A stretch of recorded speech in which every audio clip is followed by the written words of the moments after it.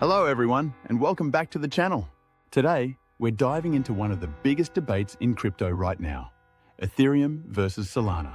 Ethereum has long been the dominant smart contract platform, but Solana's speed, low fees, and adoption in DeFi and NFTs are making investors wonder. Could Solana dethrone Ethereum in 2025? Let's break it all down. Technology, adoption, risks, and where each blockchain could go next. 1. Ethereum, the king of smart contracts. Ethereum, ETH, is still the undisputed leader.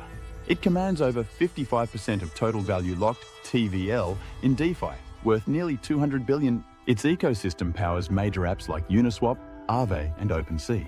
Ethereum also has the first mover advantage. Developers and institutions already trust it. And since the merge in 2022, Ethereum has been running on proof of stake. This cut energy usage by 99% and introduced ETH burning, making it more deflationary over time. But Ethereum still struggles with one big issue: scalability. Gas fees remain high, often hitting $10–20 per transaction when activity spikes. That's where Layer 2 solutions like Arbitrum, Optimism, and Base come in.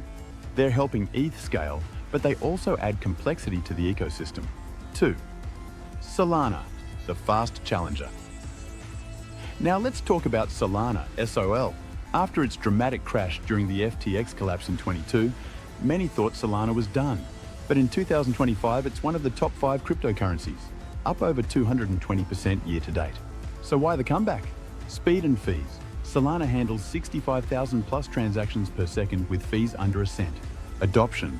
Solana. Pay is being used by Shopify merchants. Visa is piloting cross-border payments on Solana. DeFi growth. Solana's DeFi TVL just passed $20 billion, while its NFT ecosystem continues to thrive. Gaming and Web3. Studios like Ubisoft are building test projects on Solana. The Visa of crypto pitch is back, and this time, institutions are taking notice. 3. ETH versus SOL. Head-to-head, let's compare them directly. Speed, Solana wins with higher throughput. Ethereum relies on L2s to keep up. Security, Ethereum has the longer track record and broader validator base. Ecosystem, Ethereum still dominates in DeFi and institutional trust. Solana shines in retail, payments, and NFTs. Fees, Solana is cheaper, but Ethereum's gas fees support a massive validator network and security. Institutional adoption, Ethereum ETFs are already approved. Solana ETFs are under review, but could be a huge catalyst. 4. Risks for both. It's not all smooth sailing. For Ethereum, high gas fees and L2 complexity could frustrate users. If ETH scaling doesn't improve fast, retail may flee. For Solana, its history of network outages still haunts it, and regulators could target it as a potential security.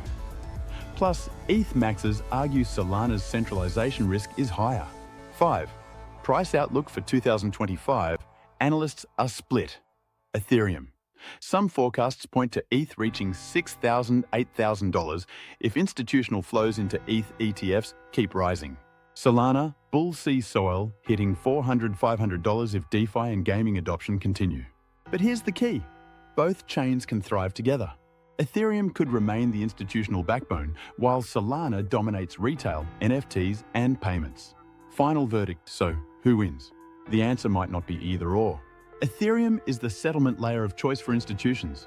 Solana is the retail-friendly high-speed network. Both can coexist, just like Apple and Android dominate different parts of the mobile market. The real question is, which one fits your portfolio better? If you want stability and institutional adoption, Ethereum. If you want speed, innovation, and higher risk reward, Solana. So what do you think? Drop your thoughts in the comments. Is 2025 the year Solana flips Ethereum, or will ETH keep its crown? If you enjoyed this breakdown, hit that like button, subscribe, and don't miss our next deep dive into crypto's hottest stories.